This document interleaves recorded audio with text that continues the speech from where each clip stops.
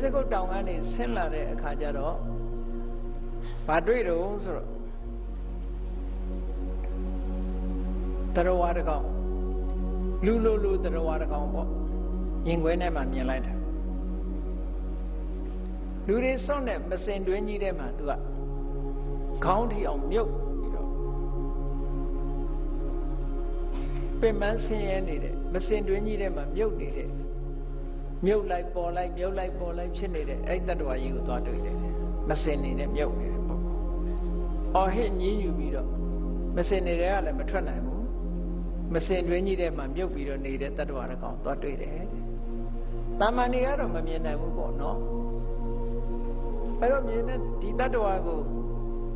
မြတ်စွာဘုရားထံရောက်လို့မေးတဲ့အခါကျတော့ဘုရားဒီတတ္တဝါဟာတဲ့အရင်ဘဝတုန်းကသူတော်ဘာသားမယားကိုစော်ကားကျူးလွန်ပြီးတော့သူတော်ဘာသားမယားနဲ့ပျော်ခဲ့တဲ့ပုဂ္ဂိုလ်တဲ့ဒါကြောင့်မို့လို့မစင်တွင်းထဲမှာသူကံကြမ္မာကမစင်တွင်းထဲပို့ထားလိုက်တယ်သူတသက်တာလုံးဟာမစင်တွင်းထဲမှာပဲသူနေရတယ်ပေါ့လောက်လို့အကောင်မျိုးဖြစ်တာပေါ့နော်သို့တော့လောက်မဟုတ်ဘူးသူကတရားဝလူလိုတရားဝါတကောင်ဖြစ်ရတယ်ပေါ့အဲ့တော့ဘာပဲဖြစ်ဖြစ်ကိုလှုပ်လို့ကိုဖြစ်တာတွေကြီးပဲဒါတွေကနော်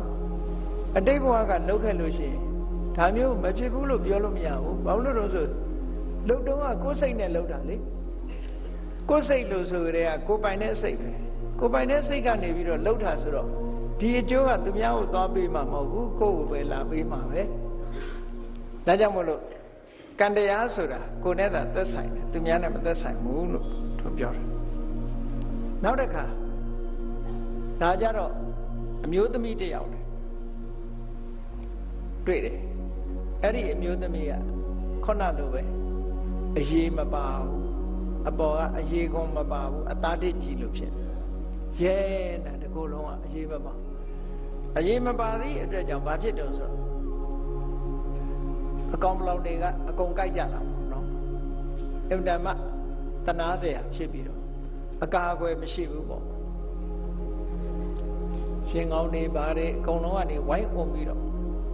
လူမအရေးကုန်လေးကဖုံးထားလို့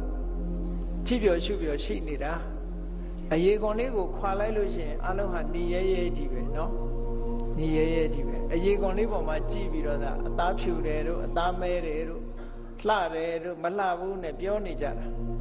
အရေးကုန်လေးခွာလိုက်ရင်တော့အရေးကြီးတွေကြီးပဲအကုန်ဟောဒီတတ္တဝါကလည်းပဲအမျိုးသမီးတ attva လည်းပဲအရေးကုန်မပါသည့်အတွက်ကြောင့်ခန္ဓာကိုယ်ကြီးတစ်ခုလုံးဟာနီးရဲပြီးတော့နေတယ်အဲ့ဒီအမျိုးသမီးဟာအတိတ်ဘဝတုန်းကမလုပ်ခဲ့တယ်ဟုတ်ဆိုဖောက်ပြားခဲ့တဲ့အမျိုးသမီးတဲ့နော်ဖောက်ပြားခဲ့တဲ့အမျိုးသမီးဖြစ်လို့အခုလိုဒီဘဝမျိုးကိုရောက်တာ